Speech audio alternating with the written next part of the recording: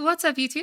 It's your favorite dragon, Eric, and I'm here to talk to you today about one of my favorite topics, and that is doing damage in Mythic Plus.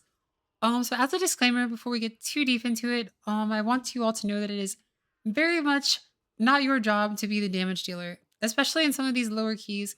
The amount of damage that you do effectively does not really matter. It is much more, and I cannot emphasize this enough, much more important that you are fulfilling all of your necessary obligations as a healer before you ever even begin to consider dealing damage. That said, once you are if you're very, very comfortable with your healing rotation, you're very, very comfortable with keeping people alive, you understand the damage that is going to be happening in the next 30 seconds. You understand the damage patterns of the dungeon very, very well. That's when you're going to want to begin to min max and when you're going to want to be able to pump out as much damage as you possibly can. But again, do not ever jeopardize the lives of your teammates in the name of doing more damage. That is very poor gameplay. I've seen a lot of healers do that. I see a lot of healers gloat about the amount of damage they're doing in keys. And that's all fine and well.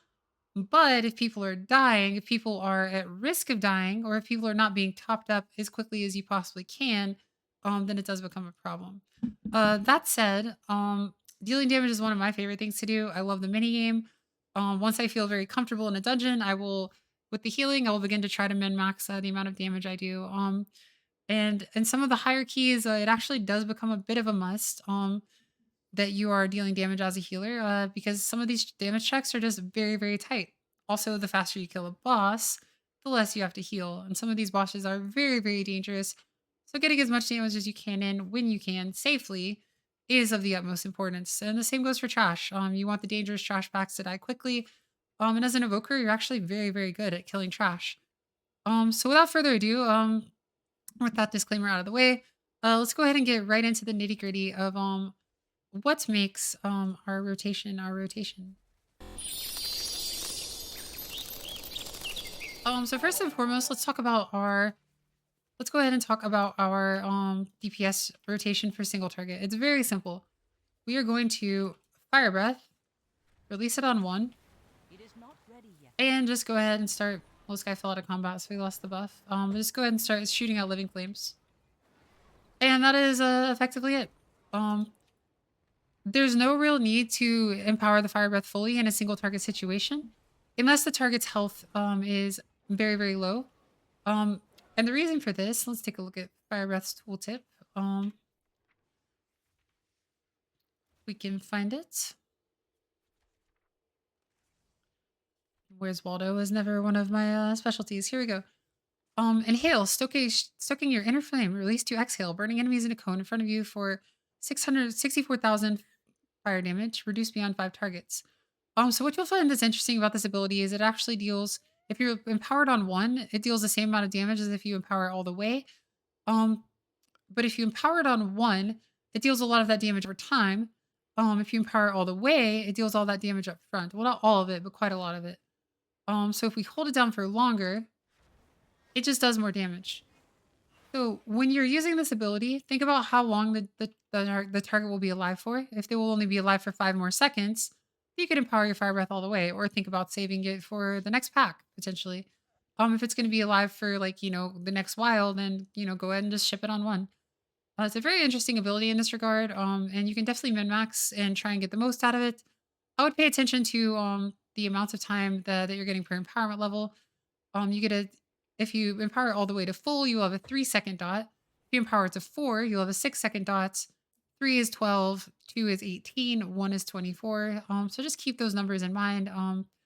And yeah, that's about it for a single target rotation. Empower our fire breath to the amount we think is necessary, and just living I cannot flames. use that item yet. And that's really all there is to it.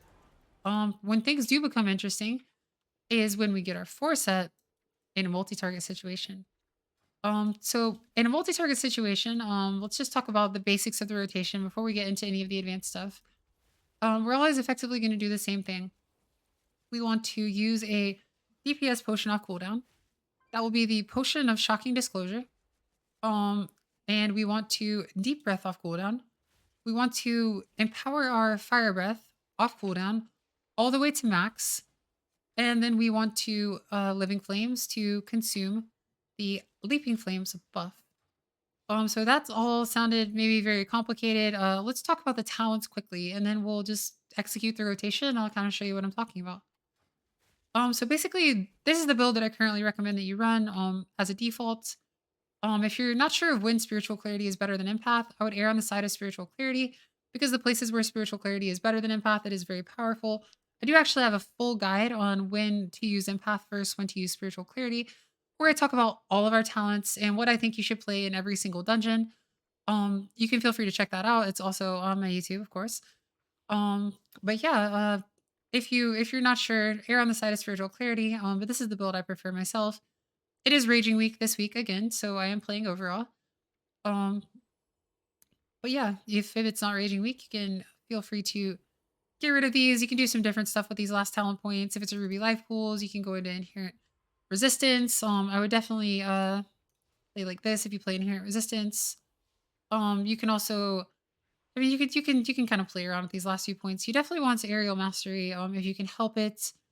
Um this week I take this path to get aerial mastery and I play like this. It's some of these points are kind of loose. The ones that I would never give up in the name of damage are protracted talons, leaping flames, and scarlet adaptation. Protracted talons actually becomes much more important once you get foreset. And I'll talk about that. I'll talk about why that is in just a moment. But for the time being, the things we're going to look at here are leaping flames and scarlet adaptation. So leaping flame says fire breath causes your next living flame to strike one additional target per empower level. So this is why we want to empower our fire breath all the way to full in an AoE situation. We want to be able to get as many targets cleaved by our living flame as possible. And that effectively accounts for a lot of our burst. So our opener, standard opener, looks something like this. We'll pop our DPS potion. We will go ahead and deep breath. We can tip the scales into a fire breath, and we can charge up a living flame. Very big burst, as you can see. Huge, huge burst. And yeah, from that point, since we're playing protracted talents, we will simply spam Azure Strike. We press Azure Strike when there are four or more targets, and we press Living Flame when there are three or less targets in an AoE situation. And this is effectively the entirety of the rotation. At least the basics of it. Um, then we'll get our fire breath here again, and we'll empower to full, release it, and we will do our living flames to cleave everything. Um, and that's basically it. We'll use our Azure Strike as a filler. If there is a priority target, you can living flames down that priority target instead of doing Azure Strike. But that's effectively that's our very basic rotation. We'll keep an eye on the corner of our eye on our living flames. Like here it is again. Boom. And right back to Azure Striking. And that's as simple as it is. Let's talk a little bit about tier. Tier does change this a little bit.